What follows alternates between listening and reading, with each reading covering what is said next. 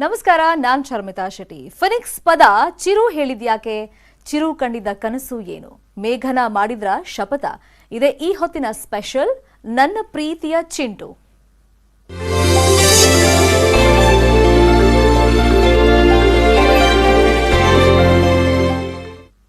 ಇವತ್ತು ಮೇಘನ ರಾಜ್ ಮನೆಯಲ್ಲಿ ಸಂಭ್ರಮ. ಕಾರಣ ಚಿರು ಬೇಗನ ಪುತ್ರನಿಗೆ ಇವತ್ತು ತೊಟ್ಟಿಲು ಶಾಸ್ತ್ರ ನೆರವೇರಿಸಲಾಗಿದೆ. ಹಿರಿಯರು ಕುಟುಂಬಸ್ಥರ ಸಮ್ಮುಖದಲ್ಲಿ ಮಗುವನ್ನ ತೊಟ್ಲಿಗೆ ಹಾಕೋ ಶಾಸ್ತ್ರ ನೆರವೇರಿದೆ. ಚಿರು ಮಗನಿಗಾಗಿ ಗದಗನಿಂದ ಬಂದಂತ ವಿಶೇಷ ತೊಟ್ಟಲಿ ಶಾಸ್ತ್ರವನ್ನ ನೆರವೇರಿಸಲಾಯಿತು. ಗದಗ್ನ ಮಹಿಳಾ ಸಂಘವೊಂದು ಚಿರು ಪುತ್ರನಿಗೋಸ್ಕರ ವಿಶೇಷವಾಗಿ ಹ್ಯಾಂಡ್ ಮೇಡ್ ತೊಟ್ಟಿಲನ್ನ ನಿರ್ಮಿಸಿ ಕೊಟ್ಟಿದ್ರು. ಅಭಿಮಾನಿಗಳು ಕೊಟ್ಟಂತ ತೊಟ್ಟಿಲಲ್ಲೇ ಮೇಘನ ಪುತ್ರನಿಗೆ ತೊಟ್ಟಿಲು ಶಾಸ್ತ್ರ ನೆರವೇರಿಸಲಾಗಿದೆ. ಈ ತೊಟ್ಟಿಲನ್ನ ನೀಡೋದಕ್ಕೆ ಗದಗದಿಂದಲೇ ವನಿತಾ ಗುತ್ತಲ್ ಅವರು ಬಂದಿದ್ರು. 1.10 ಲಕ್ಷ ಬೆಲೆಯ ಈ ತೊಟ್ಟಿಲನ್ನು ನಿರ್ಮಿಸೋಕೆ ಮಾರುತಿ ಬಡಿಗೇರ್ ಅನ್ನೋರು 4 ರಿಂದ 5 ತಿಂಗಳು ಟೈಮ್ ಅನ್ನ ತಗೊಂಡಿದ್ದಾರೆ. ಇನ್ನು ಮಗನ ಬಗ್ಗೆ ಮಾತನಾಡಿದಂತ ಮೇಘನ, ಈಗ ನನ್ನ ಸ್ಟ್ರೆಂತ್ ನನ್ನ ಮಗ. ಚಿರು ಕನಸನ್ನ ಈಡೇರಿಸಬೇಕು. ಚಿರು ಇಲ್ಲದ ನೋವು ಈಗಲೂ ಕಾಡ್ತಾ ಇದೆ ಅಂತ ಭಾವುಕರಾದ್ರು.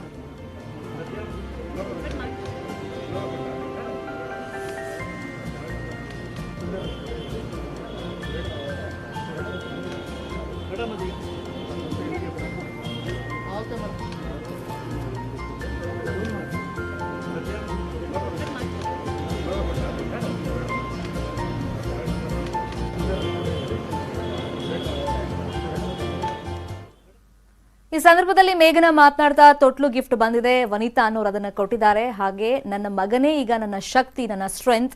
ಚಿರು ಕನಸನ್ನ ಈಡೇರಿಸಬೇಕು. ನನ್ನ ಮಗ ಚಿರು ತದ್ರೂಪಿ ಅಂತ ಹೇಳಿದ್ರು. ವನಿತಾ ಅವರು ಅದೇ ರೀತಿ ಒಂದು ತೊಟ್ಲನ್ನ ನಮಗೆ ಗಿಫ್ಟ್ ಮಾಡಿದ್ದಾರೆ.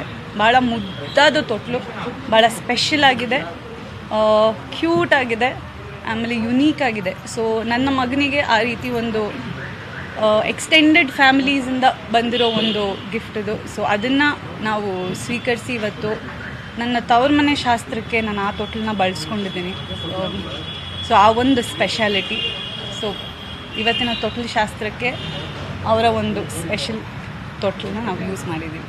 ನಾನು ಸ್ಟ್ರಾಂಗ್ ಇದೀನಾ ಇಲ್ವಾ ಅನ್ನೋದು ನನಗೆ ಆ್ಯಕ್ಚುಲಿ ಗೊತ್ತಿಲ್ಲ. ಪ್ರತಿಯೊಬ್ಬರು ಹೇಳ್ತಾರೆ ಈಗ ನನಗೆ ತುಂಬ ಸ್ಟ್ರಾಂಗ್ ಇದೆಯಾ ಅಂತ. ಕೆಲವು ಇನ್ಸಿಡೆಂಟ್ಗಳು ನಡೆದಾಗ ಆ ಮೊಮೆಂಟಲ್ಲಿ ಏನು ಯೋಚನೆ ಬರಲಿಲ್ಲ ನನಗೆ. ಒಂದು ರೀತಿ ಬ್ಲ್ಯಾಂಕ್ ಆಗೋದೆ. ಈಗಲೂ ಬ್ಲ್ಯಾಂಕ್ ಆಗೇ ಇದ್ದೀನಿ.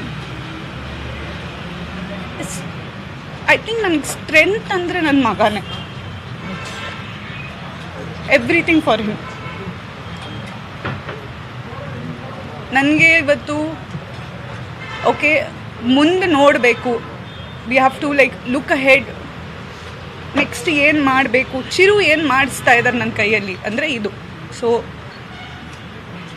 ಇದು ಚಿರುಗೋಸ್ಕರ, ನಮ್ಮಿಬ್ಬರ ಮಗನಿಗೋಸ್ಕರ. ಸೊ ಸ್ಟ್ರೆಂತ್ ಬಗ್ಗೆ ಗೊತ್ತಿಲ್ಲ ನನಗೆ, but somehow the show must go on. ನೋವು ಮರೆಯೋದು ಅಸಾಧ್ಯ. ಆ್ಯಕ್ಚುಲಿ ಅದು ಮರೆಯೋಕ್ಕಾಗಲ್ಲ. ಇರತ್ತೆ, ಹೋಗಲ್ಲ. ಬಟ್ ನನ್ನ ಮಗುನ ನೋಡಿದಾಗ ನನಗೆ ಚಿರು ಮಗುನ ಹೇಗೆಲ್ಲ ನಾನು ನೋಡ್ಕೋಬೇಕು ಅಂತ ಅವ್ರು ಏನೇನು ಪ್ಲ್ಯಾನ್ ಮಾಡಿದ್ರು ಅದನ್ನೆಲ್ಲ ಈಗ ನಾನು ನಡೆಸಬೇಕು. ಇಲ್ಲಾಂದರೆ I will not do justice. ಅವರ ಒಂದು ಕನಸಿಗೆ ನಾನು ಜಸ್ಟಿಸ್ ಮಾಡ್ದಂಗಿರಲ್ಲ. ಸೊ ಚಿರು ಪ್ರತಿ ಸತಿನೂ ಈಸ್ ಅ ಸೆಲೆಬ್ರೇಷನ್.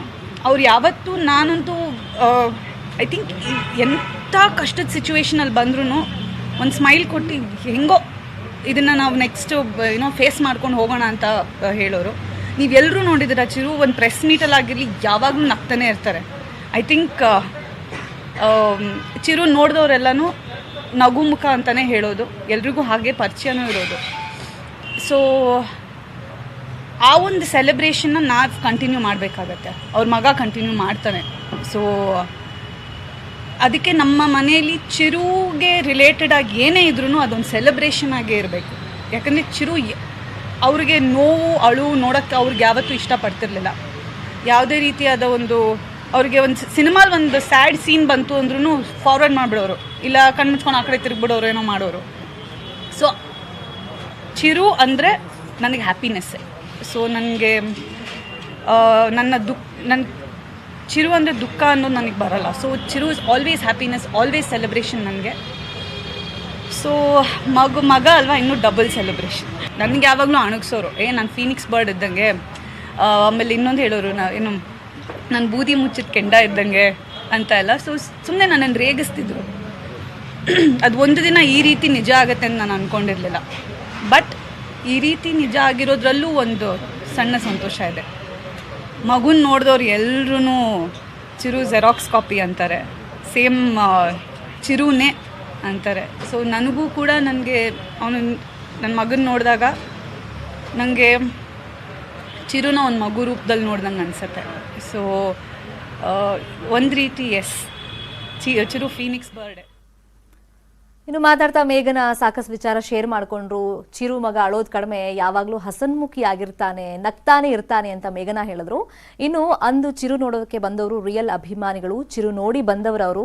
ನನ್ನ ಮಗ ಅದೇ ರೀತಿ ಆಗಬೇಕು, ಇನ್ನು ನನಗೆ ಟ್ವಿನ್ಸ್ ಮಕ್ಕಳು ಬೇಕು ಅನ್ನೋ ಆಸೆ ಇತ್ತು ಅಂತ ಹೇಳಿದ್ರು. ಅಳೋದು ಕಮ್ಮಿ aunty, actually that's a fact. ನನಗೆ ಎಲ್ಲರೂ ಕೇಳ್ತಾರೆ, ರಾತ್ರಿ ಎಲ್ಲ ಎದ್ದಿರ್ತೀಯಾ, ಕುಯ್ ಅಂತಿರ್ತಾನೆ, ಅಳ್ತಿರ್ತಾನೆ ಅಂತ. ಆಮೇಲೆ ಹಗಲು ಹುಟ್ಟಿದ್ರೆ ರಾತ್ರಿ ನಿದ್ದೆ ಮಾಡಲ್ಲ, ಅದೇನೋ ಇದೆ. ಬಟ್ ಅವ್ನು ಅಳೋದು ಸ್ವಲ್ಪ ಕಮ್ಮಿನೇ. ಸೊ ಮೇ ಬಿ ಅವ್ರ ಅಪ್ಪನ ಬುದ್ಧಿ ಇರಬೇಕು, ಅಳೋದು ಕಮ್ಮಿ, ಕಣ್ಬಿಟ್ಕೊಂಡು ಮಿಕ ನೋಡ್ತಿರ್ತಾನೆ. ಸೊ ಅಳೋದು ಕಮ್ಮಿ. ಆಮೇಲೆ ನಗೋದು ಜಾಸ್ತಿ. ಒಂದು ರೀತಿ ನಗು ಅಂದರೆ ಅಫ್ಕೋರ್ಸ್ ಇವಾಗ ಎಳೆ ಮಗು ಆ ಥರ ನಗಲ್ಲ, ಬಟ್ ಕೆಲವು ಸತಿ ನಿದ್ದೆಯಲ್ಲಿ ಒಂದು ಪುಟ್ಟ ಸ್ಮೈಲ್ ಕೊಡ್ತಿರ್ತಾನೆ. ಸೊ ಅದು ಜಾಸ್ತಿ. ನಾನು ಮುಂಚೆ ಒಂದು ಸ್ಟೇಟ್ಮೆಂಟ್ ಹೇಳಿದ್ದೆ. ಅದೇನಂದರೆ, ಅವತ್ತಿನ ದಿನ ಚಿರುನ ನೋಡೋಕ್ಕೆ ಬಂದ್ರಲ್ಲ, ಸಾವಿರಾರು ಜನ ಬಂದರು. ಚಿರು ಒಂದು ಸ್ಟಾರ್ ಅಂತ ಬರಲಿಲ್ಲ ಅವರು, ಅಥವಾ ಚಿರು ಒಂದು ನಟ ಅಂತ ಬರಲಿಲ್ಲ. ಚಿರು ಆ್ಯಸ್ ಅ ಪರ್ಸನ್, ಅವ್ರು ಒಂದು ವ್ಯಕ್ತಿಯಾಗಿ ಅವ್ರಿಗೋಸ್ಕರ ಬಂದರು. ಈಗ ಒಂದು 100 ಸಿನಿಮಾ ಮಾಡಿದ್ದಾರೆ, ಅಥವಾ ಒಂದು ದೊಡ್ಡ ಸ್ಟಾರ್ ಆಗಿದ್ದಾರೆ, ಅಥವಾ ನಮ್ಮ ಫೇವ್ರೆಟ್ ಒಂದು ಫ್ಯಾನ್ ಕ್ರೇಜಿಂದ ಬರಲಿಲ್ಲ. ಪ್ರತಿಯೊಬ್ಬರು ಚಿರು ಆ್ಯಸ್ ಅ ಪರ್ಸನ್ ನೋಡಿ ಅವ್ರನ್ನ ಮೆಚ್ಚಿರೋ ಅಂಥವ್ರು ಬಂದಿದ್ದು. ನನ್ನ ಮಗ ಆ ಥರ ಆಗಬೇಕು.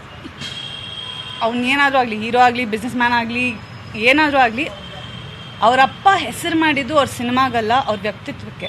ಸೊ ನನ್ನ ಮಗ ಅದಾಗಲಿ.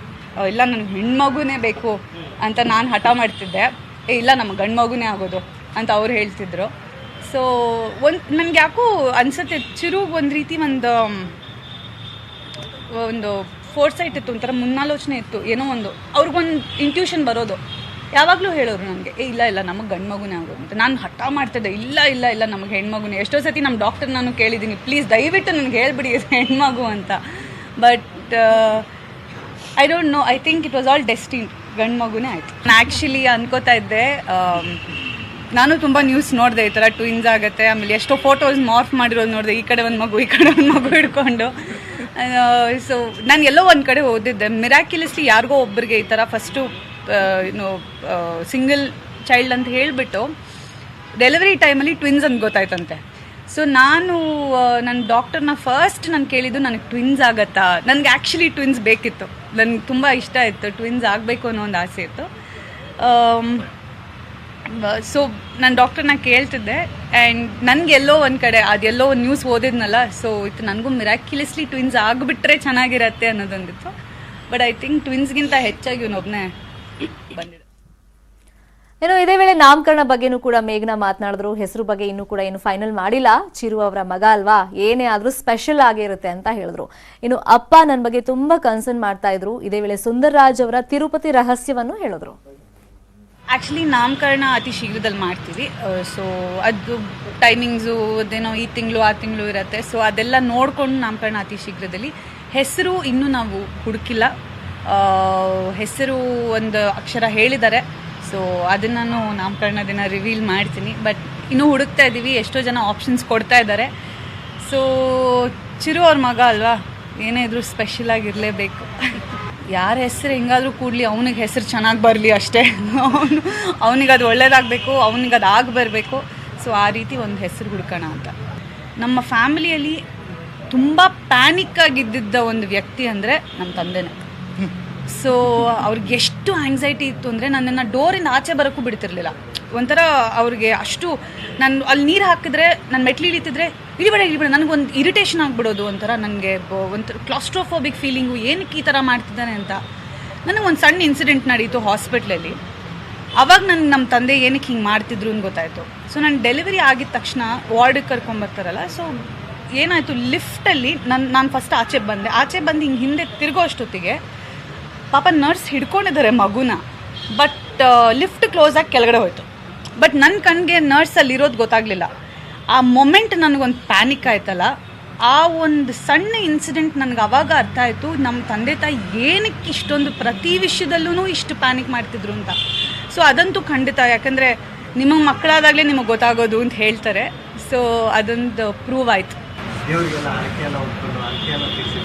ನಾನು ತುಂಬ ಕಾಮಿಡಿ ಮಾಡ್ತಿದ್ದೆ ಮನೇಲಿ, ಅಪ್ಪ ನೀನು ನನಗೋಸ್ಕರನೂ ಹರಕೆ ಹೊತ್ಕೊಂಡಿಲ್ಲ, ಇವನಿಗೋಸ್ಕರ ಹರಕೆ ಹೊತ್ಕೊಂಡು ತಿರುಪತಿಗೆಲ್ಲ ಹೋಗ್ಬಿಟ್ಟು ಬಂದಿದ್ಯಾ ನೋಡು. ಆಮೇಲೆ ಅವ್ನಿಗೆ ಹೇಳ್ತಿರ್ತೀನಿ, ನೋಡು ನಿಮ್ಮ ತಾತ ಮಾಡಿರೋ ಕೆಲಸ ನಿಮ್ಮ ಅಮ್ಮನಿಗೋಸ್ಕರನೂ ಇಷ್ಟೊಂದೆಲ್ಲ ಮಾಡಿಲ್ಲ ಅಂತ. ನಮ್ಮ ತಂದೆ ಆ್ಯಕ್ಚುಲಿ ಯಾವತ್ತೂ ಗಡ್ಡ ಬಿಟ್ಟಿದ್ದೇ ಇಲ್ಲ. ಇಷ್ಟು ವರ್ಷದಲ್ಲೂ ನಾನು ಯಾವತ್ತೂ ಅವ್ರನ್ನ ಗಡ್ಡ ಬಿಟ್ಟಿದ್ದು ನಾನು ನೋಡಿರಲಿಲ್ಲ. ಸೊ ಪ್ರತಿಯೊಬ್ಬರು ನಮ್ಮ ಫ್ಯಾಮಿಲಿಯಲ್ಲಿ ಏನೇನೇನೇನು ಸಾಧ್ಯ, ಮಗುಗೆ ಏನೇನೇನೇನು ಮಾಡಬೇಕು ಅವ್ರ ರೀತಿಯಲ್ಲಿ ಮಾಡ್ತಿದ್ದಾರೆ. So that is the most special. ಇನ್ನು ಮಗುವಿಗೆ ಬಂದಂತ ಗಿಫ್ಟ್ ಬಗ್ಗೆ ಮೇಘನಾ ಏನ್ ಹೇಳಿದ್ರು, ಜೀವನದಲ್ಲಿ ಕಲ್ತಂತ ಪಾಠದ ಬಗ್ಗೆ ಮೇಘನಾ ಏನ್ ಹೇಳಿದ್ರು ಕೇಳಿಸ್ಕೊಳ್ಳಿ. ತುಂಬ ಗಿಫ್ಟ್ಸ್ ಬಂದಿದೆ ಆ್ಯಕ್ಚುಲಿ, ಮಗುಗೆ ಸಿಕ್ಕಾಪಟ್ಟೆ ಗಿಫ್ಟ್ಸ್ ಬಂದಿದೆ. ನನ್ನ ಒಂದು ಫ್ಯಾನ್ ಬಂದು ಆ್ಯಕ್ಚುಲಿ ನನ್ನ 7th ಮಂತ್ ಪ್ರೆಗ್ನೆನ್ಸಿಯಲ್ಲಿದ್ದೆ ಅನಿಸುತ್ತೆ, ಆಗಲೇ ಒಂದು ಬೆಳ್ಳಿ ಬಟ್ಲು, ಸ್ಪೂನು ಅದೆಲ್ಲ ತಂದ್ಕೊಟ್ಟು ನಾನು ದಯವಿಟ್ಟು ಇದೆಲ್ಲ ಏನೂ ಬೇಡ ಅಂತ ಕಳಿಸಿದೆ ವಾಪಸ್. ಬಟ್ ತುಂಬ ಹಠ ಮಾಡಿ ಅವರು ತಂದ್ಕೊಟ್ಟು ಹೋದರು. ಆಮೇಲೆ ಭಾಳಷ್ಟು ಪೇಂಟಿಂಗ್ಸ್ ಚಿರು ಅವ್ರದ್ದು ತುಂಬ ಕ್ರಿಯೇಟಿವ್ ಆಗಿ ತುಂಬ ಒಂದು ಫೋಟೋಸ್ ಎಲ್ಲ ಮಾಡಿ ತಂದ್ಕೊಟ್ಟಿದ್ದಾರೆ. ಸೊ ಅವ್ರ ಕೈಯಲ್ಲಿ ಏನು ಸಾಧ್ಯ, ಅವ್ರ ಕೈಯಲ್ಲಿ ಏನೇನು ಕಾಂಟ್ರಿಬ್ಯೂಟ್ ಮಾಡ್ಬೋದು ಎಲ್ಲ ಮಾಡಿದ್ದಾರೆ. Very sweet, very sweet.